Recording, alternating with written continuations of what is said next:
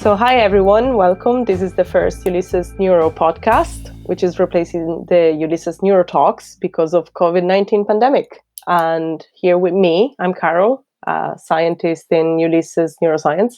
Here with me are John, Charlotte, and Max. Why don't you tell us a little bit about yourselves? Hi, I'm Charlotte Callaghan, and I'm Chief Scientific Officer and Patient Insight Manager with Ulysses Neuroscience. I'm John Kealy, and I am a Principal Scientist and the Academic Liaison Manager at Ulysses Neuroscience. So hi everybody, my name is Massimiliano Bianchi. I am the founder and President and CEO of Ulysses Neuroscience. So in this podcast, we're going to be talking about the elephant in the room, COVID-19, and how it's changed the way we work and the impact it's having on people and our patient communities. We're also going to talk about our patient communities and generally the approach that Ulysses Neuroscience has towards patients and research. And we also have a very important and exciting announcement to make. And we are going to talk about the next meetings we're going to have as a company. And we are here basically having what looks a lot like our meetings these days, isn't it? Our team had to move online. Certainly does. Yeah. So why don't you describe a little bit how we've moved online in this past few days? Yeah, so Carol, we had to follow the directives of the government, and we had to adapt to the new situation. And this is when actually we decided to have a discussion all together. And then there was this fantastic idea to use a few tools for remote and smart working that we are actually applying, and they actually look to work very well. How are you guys finding it? What's been a big change? Well, that's one main thing. Obviously, it's very hard to do experiments at home in your kitchen. I've tried, but they're just not the same. For me, obviously, a big thing is that I have two small kids, so trying to get any kind of sustained work done is challenging. But on the other side, you get the kind of insights into your work that you don't normally get from when you have a 2-year-old looking at you and asking you why, and you find you really drill down into the philosophy underpinning why you're writing an email. Interesting, John. I think it's really important to sort of structure your day. Otherwise, you find yourself, well, for me, I found myself locked at the kitchen table and 5 hours has passed and I haven't moved. So it's important to kind of have sort of a little routine set out for yourself and have breaks locked in as well. And using different platforms like Slack is great for helping sort of the team to work together and stick together. Yeah, have some kind of feeling like we're still all together in a way. Yeah, you're not working alone. Like you're still part of a group and part of a team. So I said that it's very important for us, to this feeling to be together and to be united into this situation. It is extremely very important, and so Slack is actually helping a lot to have this feeling of being united, and also the little habit that we took to say good morning every day when we start, and to have the good morning, from all of us to each other. It's great. This is a very good feeling. And the other thing in which I believe we have been actually good was to give to each other some tasks to actually to deal with during this period of remote working. And I think this is the most important thing. As Charlotte says, the routine is very important, but it's also very important to know what to do. And I think this has been we have done well with that. And our online lab meetings are also very good for this. So yeah, and thank you, John, for the journal club. Yeah, that's certainly very good. This is an idea that obviously is not a new idea. Everyone seems to do journal club. It was certainly that we kept meaning to implement into our lab meetings, and this has been a good opportunity where we're all kind of stuck at home, nowhere to go, and just to kind of pick papers every week or two just for us to kind of focus on and discuss. And we have all quite different backgrounds at Ulysses, which is important for those not in the company to understand that we come from very varied background, even within science and outside science. And it's a good way for everybody to come up to speed with kind of historical literature, current literature, techniques from across the spectrum of our research. So while I might know a lot of kind of genetics and molecular biology and behavior very well, I wouldn't know much of the clinical and the humanities side stuff that we dip into as well. And it's a good opportunity for us all to learn and expand our horizons. So yeah, that's one benefit to COVID. And I don't know if it balances things out. I don't think so, but probably not. No. Probably not. No. Probably not. And COVID has been a topic in our Slack as well quite a bit. Could you actually tell the people listening how would you go about getting information on COVID from trustworthy sources? Well, this is actually a very, very important point, Carol, because what is actually happening, and I can see that, I mean, it's I'm Italian, so my country is highly affected about COVID-19, unfortunately. And what is happening is that I have a lot of friends contacting me and asking me if, is this new real? Is this audio message true? Is this video message real? What is going on?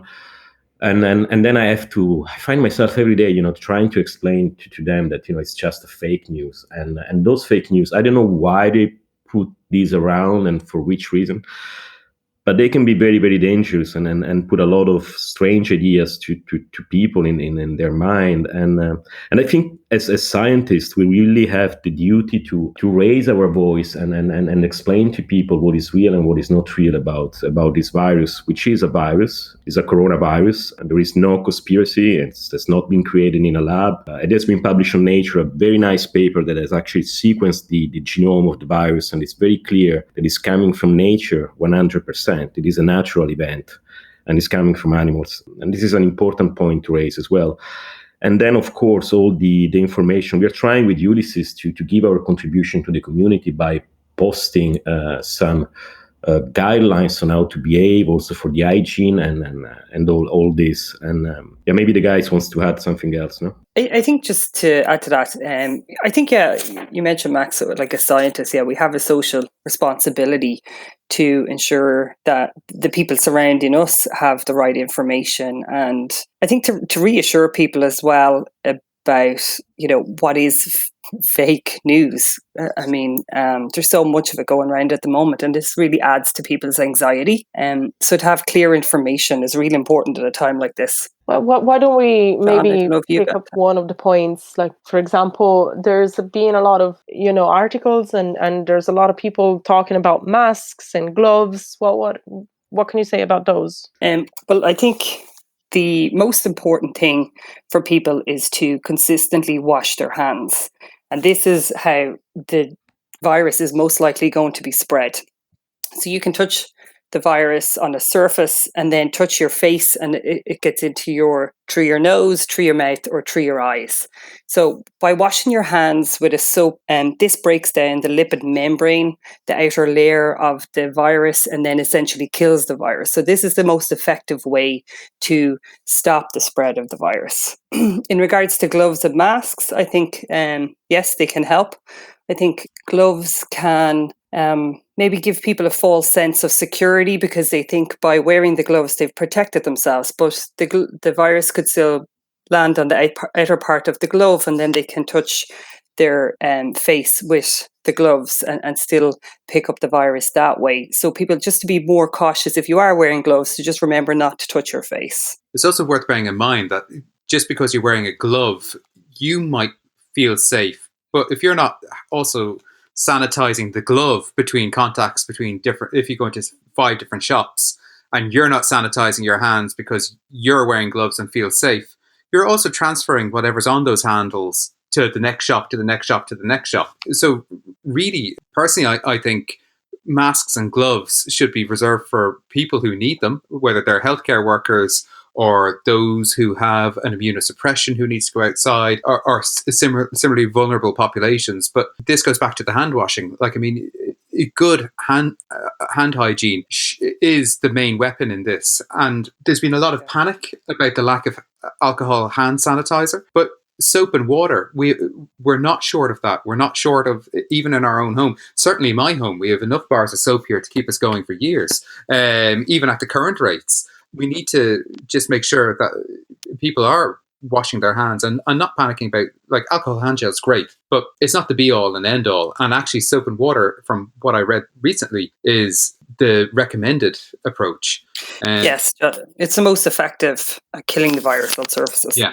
And maybe also the phones. People tend to not to think about their mobile phones, but we do touch them a lot, and we do touch them a lot when we're outside as well. So it's always a good idea to give them a wipe as if they were our hands, but not literally underwater, but as often as we clean our hands. Definitely, and it's something I forget about a lot. So, and I always then go, "Oh yeah, I should really do that," as soon as you mention it. So I totally agree. Because especially, like, I mean, I know a lot of people use their speakerphone, but if you're handling your phone all day, then taking a call, like, I mean, you might not have touched your face, but your phone has. And even it's good practice most of the time anyway, because how many people use their phone on the toilet and then put it to their face without Really? being too... That's gross. No. Yeah. It can be cleaned, and it can be cleaned with soap and water. If you just put a little bit of soap on a tissue and wipe it, and then just put a little bit of water on a tissue without actually wetting the phone, it will do the trick. The alcohol wipes are coming quite handy for that too, for things like that. So yeah, we've been sharing a lot of information on our social media about COVID and how to properly clean things and practice social distancing. And we've been talking with our families, but we've also been in touch with our communities and the patients that of the illnesses that we research, haven't we? Yeah, this is true, Carol. And we have been in touch with our patient community, which is mainly formed by Fragile X syndrome patients and families of kids affected by CDKL5 Deficiency Disorder, also called CDD. So those two disorders are neurodevelopmental disorders. And CDD is much more severe than Fragile X syndrome. But we can imagine, the issues and the troubles for families to be locked down at this moment and look over their kids. So we offer our help, for going and then go to collect some essentials for them. It is important. It is important because, I do believe that, and actually John raised this point before about members of the community that are more exposed. So for sure, people that have disorders like those neurodevelopmental disorders are more exposed. And also, this is clear from studies that have been also published from research in China, that the people that are more actually affected by this infection due to COVID-19 are mainly people suffering from diabetes, any kind of heart issues or heart problems seems also to promote more severe symptoms of the virus, and people with hypertension also seems to be more affected. And also very, very important, and this is also what John said before, is people which have immunodepression. So it's very important that those parts of the population it's keep safe, and that the other members of the populations that have less possibilities to get more severe symptoms from the disease, to help them. And this is, I think, is a social duty that all of us we have.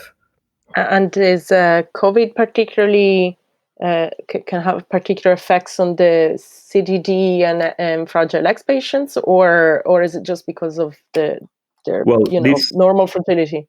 This we don't know. We don't know yet. And those are rare disorders. So anyway, the amount of the population that is likely to get the virus is very low. And even if they will get the virus, there will be not enough data to reach a conclusion about the possibility that the virus has more severe symptomatology on them. For sure, it affects the families in general because the patients need care. And if there is a situation where the families themselves, they cannot go out to look for essentials for their kids, then that's mainly what is impacting them. But in terms of general health, we have no data available. So we have to, in this case, as scientists, we have to believe that the virus is affecting them as is affecting any other young kid or teenagers in the population. Yeah, and I think we just add to that it is important to maybe for them to be extra cautious and just to take extra special care of themselves and of their families. given that they already have fragile systems. So that's we don't know if COVID-19 has a particular effect on them, but certainly the situation itself will have a stronger effect on people that already are dealing with issues. We're often very in touch with our patients and the communities of the diseases that we research, aren't we? Even in our normal research lives. Yes, I mean this is one of the main core value, I would say, of Ulysses Neuroscience. I mean it's our mission is to be patient centric, which means that we do really interact with the communities of patients, with the family associations.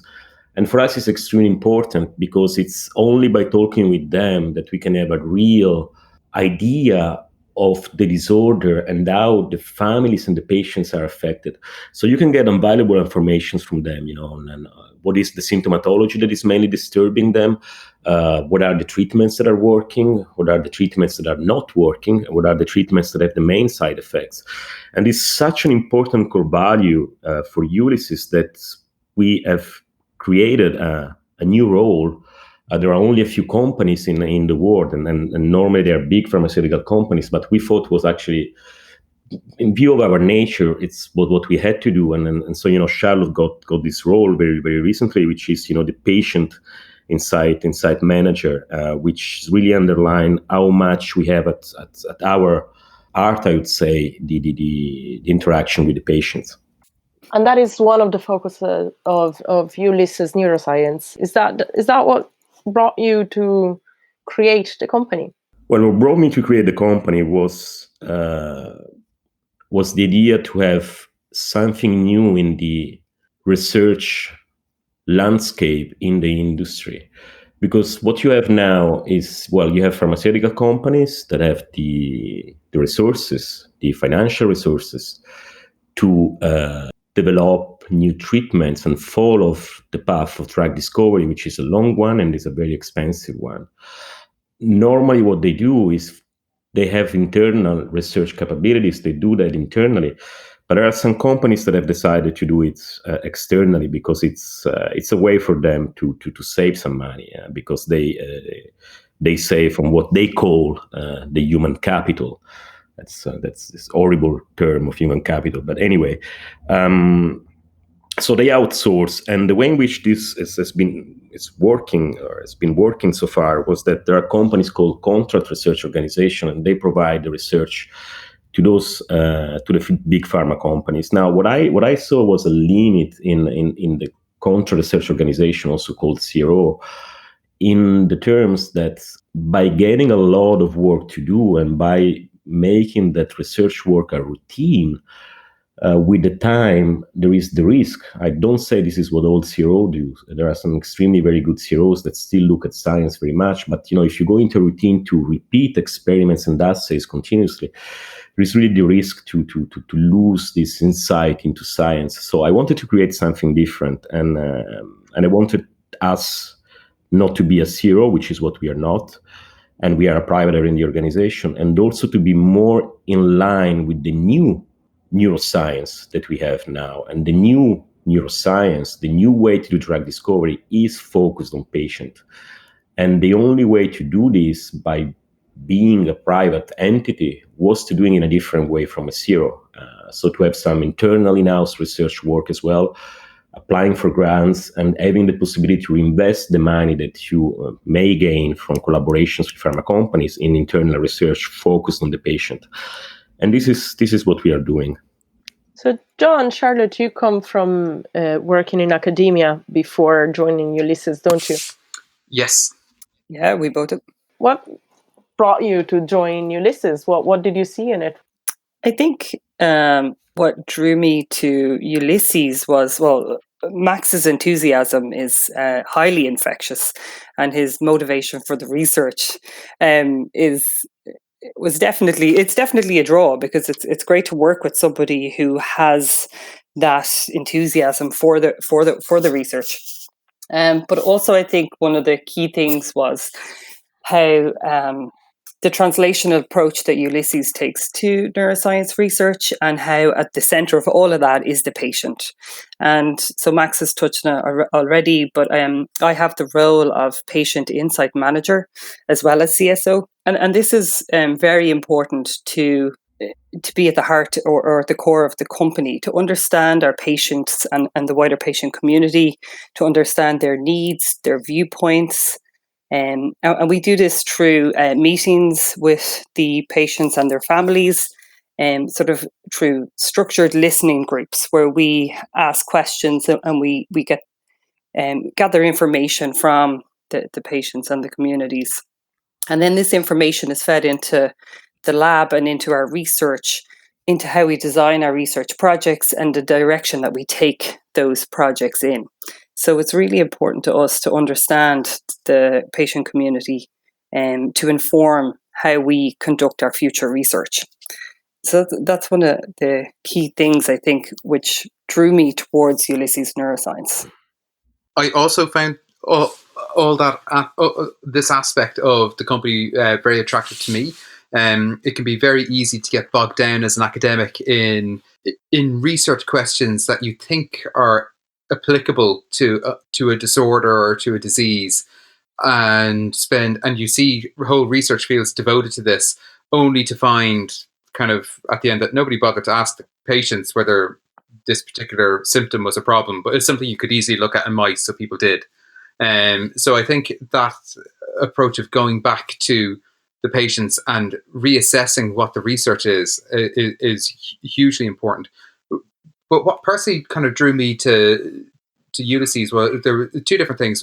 One, I know Max and Charlotte going back many years. Charlotte, we both worked out recently that I think that we're possibly our oldest collaborators, even though we hadn't worked with each other for about 15 years, which is a bit depressing. And I know Max on and off from various meetings throughout Ireland throughout the years. We've met up a few times and talked about research. And I always found him very easy to talk to, and like that, very enthusiastic, very supportive as a scientist. I had my heart set on being an academic, but unfortunately, the academic system, in terms of the amount of jobs, the competition for jobs, the expectations, was not as interested in me as I was in it.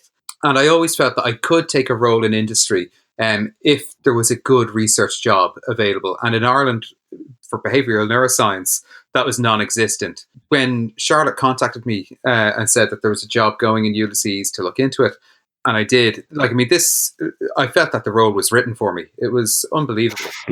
And actually, I don't think I said this to you, Max, before, but now seems a good time to mention it.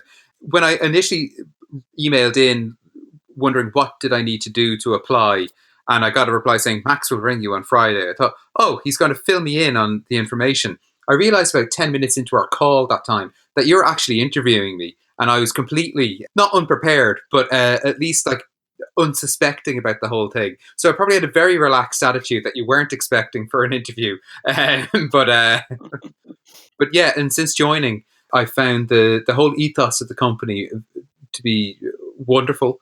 And the fact that we are primarily about research, that there's a sense of academic freedom here that is very reminiscent of universities. While also being very focused on delivering a real output at the end of it, which is something that can be used to help patients.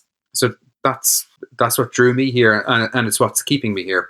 Yeah, and guys, I have to say that I'm delighted to have both of you on board. So thanks for being on this adventure. This is really something new that we are trying to create, and I think it's very clear from what you have said that Ulysses is a sort of mixture is in between the academia and the industry, and we need to keep going in this way, because this will really be, in my opinion, our winning card for the future, being special and different in that way, where we can really, and it's really natural. I mean, it's what we are. We're not pretending to be something that we are not. Really hard. This is what we are, and this is why I believe with the time.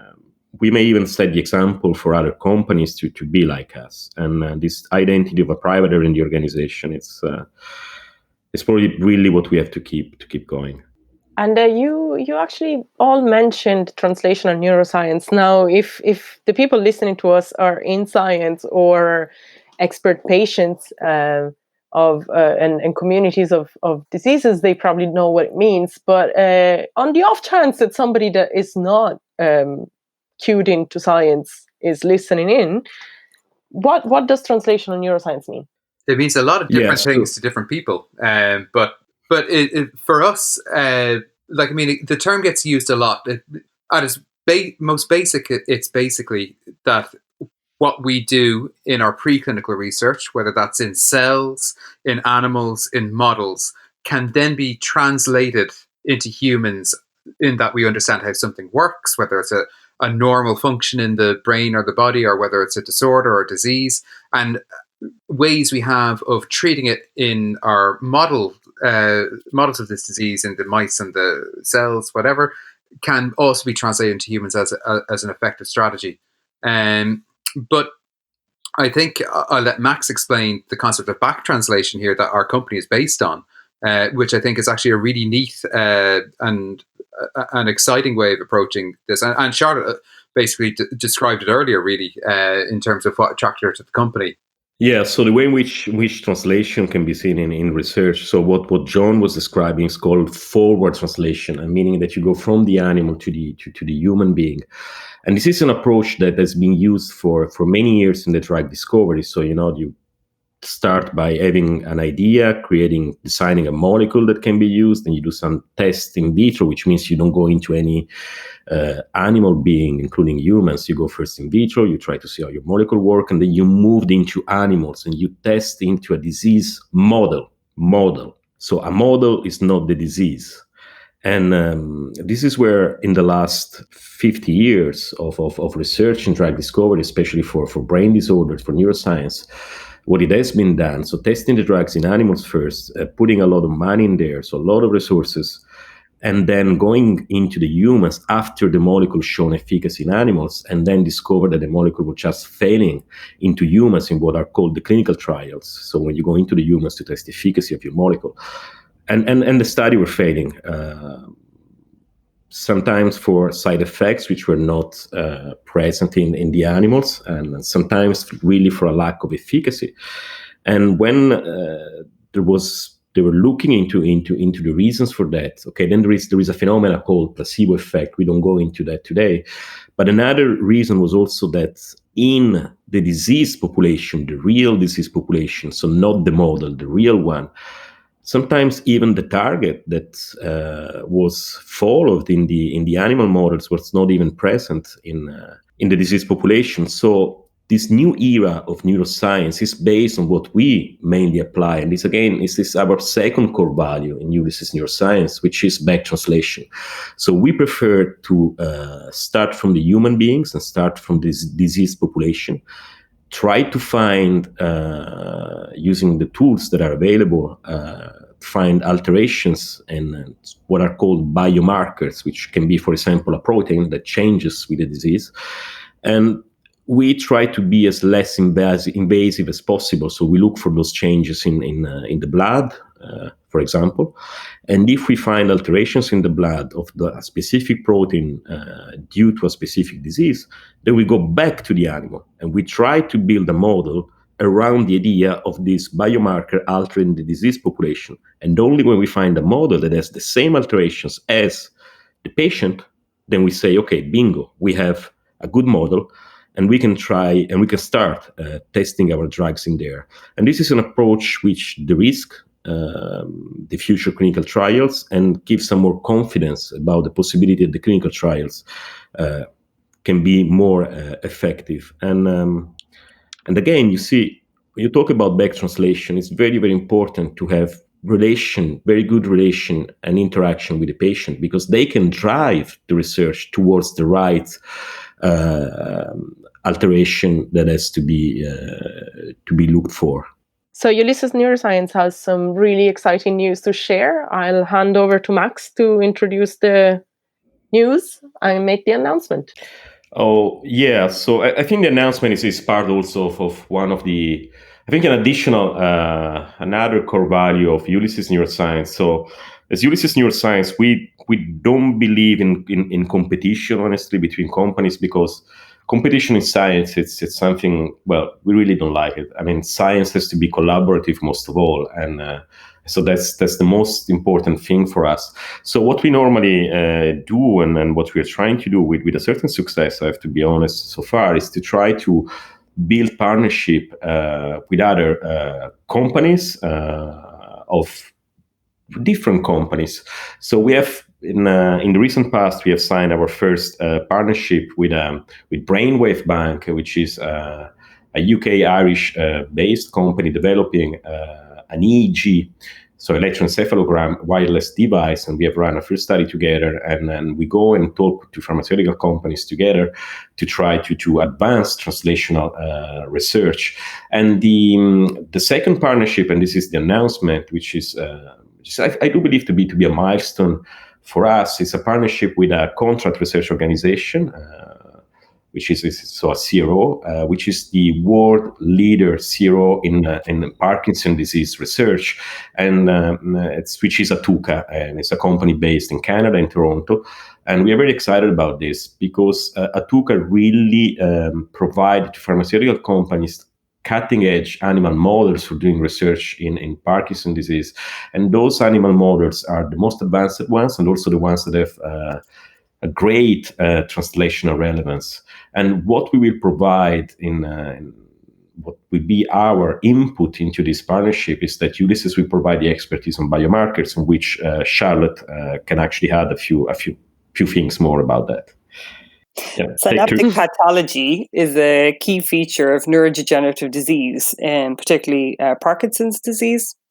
And so through identification and analysis of markers of synaptic plasticity in peripheral fluids like plasma or CSF fluids, and in animal models of disease like the ones that Atuka produces, and then we can confirm these markers of synaptic plasticity within the patient population as well.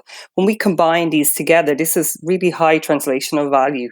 And then further, we can modify these biomarkers using tool compounds, we can really add to the drug discovery pipeline and advance the discovery of new therapies for Parkinson's disease.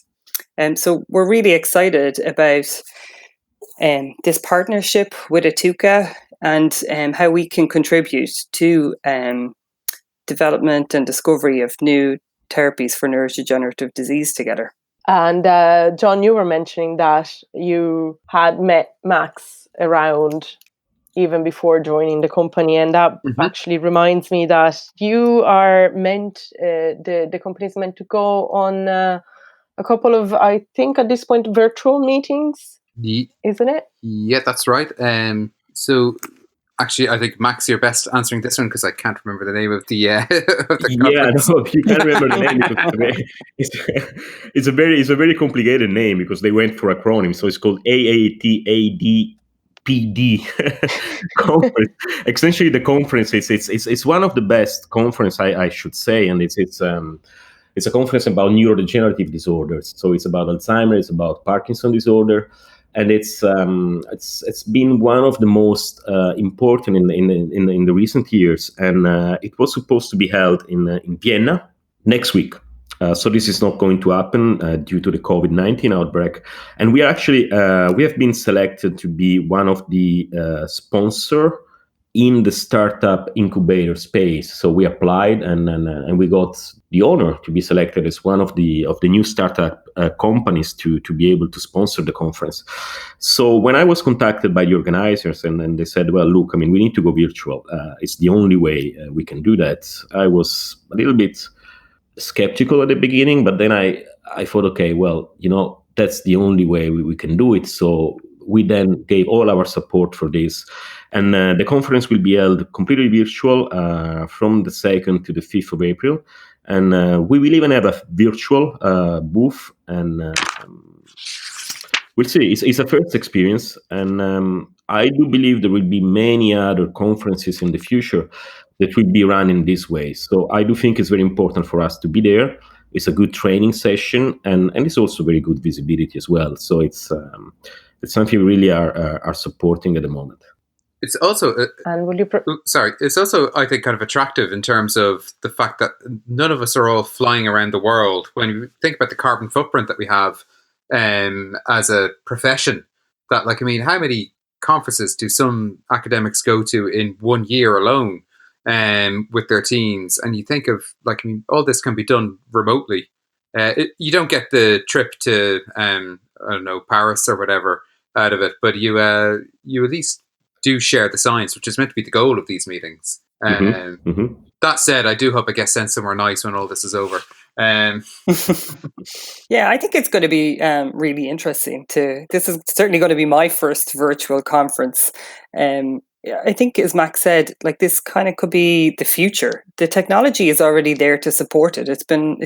Well, I'm not going to say it's been easy for the organizers to change the conference over to a virtual setup, but they've done it in quite a fast space of time. Like, so that's pretty impressive.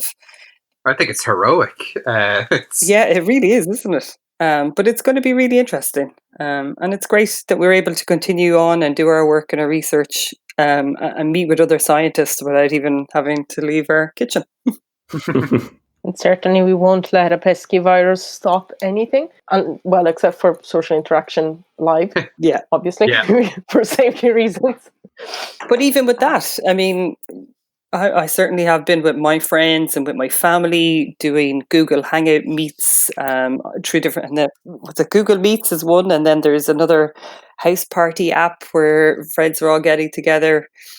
And so I think we just have to think of other ways that we can meet up with our friends and chat to everybody, so we're not isolated in communication. It's also important to think this is temporary. It's not going to last forever, guys. So it's just, a few more weeks, maybe one, or the worst scenario, a couple of months. But it's just for a bit. It's just a little sacrifice, and everything will go back, not completely to normal. There will be some changes in our routine. There will be some changes in our life. There will be, I hope, some changes in the way in which we do business, because clearly, there were a few things not correct, in my opinion, but, we will have time maybe in another podcast to discuss about this.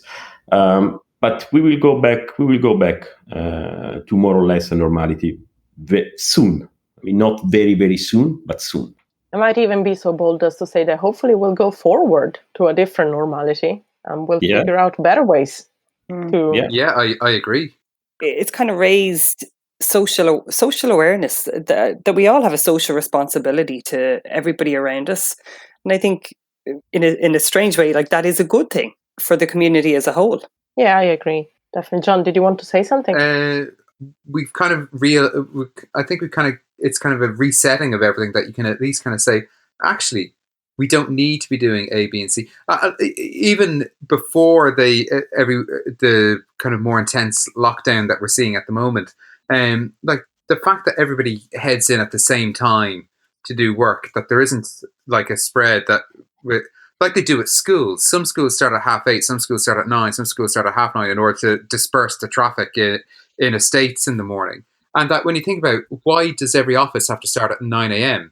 Why isn't there like a more staggered approach to take the sting out of public transport? Like, why are we all trying to get a bus or a Lewis at the exact same time, and then complaining that there's no room, and then complaining that there aren't enough? There would be enough if like, I mean, more people started at 10, more people started at 8, and then some people continue starting at 9. But maybe this is an opportunity to maybe look at, well, maybe we don't all have to be like filing in to the same point of the city from all around it to work. That a lot of businesses have been very reluctant, even at this point, to entertain the idea of working from home, as if it was an excuse for people to be skiving off or not doing the work. And I think, if anything, our inboxes are probably fuller now than ever, that people are working harder because possibly that they want to be seen to be working. So the way to do that is to send more emails. But that it's like, I mean, it's nice to work from home sometimes. It's nice to not have to go in on a Lewis, especially like when the weather's bad and stuff like that. That if you've work that you can easily do at home, why not do it at home and patch in through using technology that you can at least still contact people? I actually think we should be having a coffee break together where we just all Zoom or whatever, or Google Hangout out together and just have our coffee and just chat for 15 minutes. I think that would be nice. Maybe you don't. Maybe you're sick of me. I think people might be getting sick of us at this point, True. So maybe we can say goodbye. And thank you everyone for listening, and subscribe to our YouTube or podcast channel, depending on what you're tuning in from. And keep your eyes on the platforms to see more Ulysses Neuro 2020 podcasts. Thank you, everyone. Thank you, Carol. Thanks, everybody. Thank Bye. you. Bye. Bye.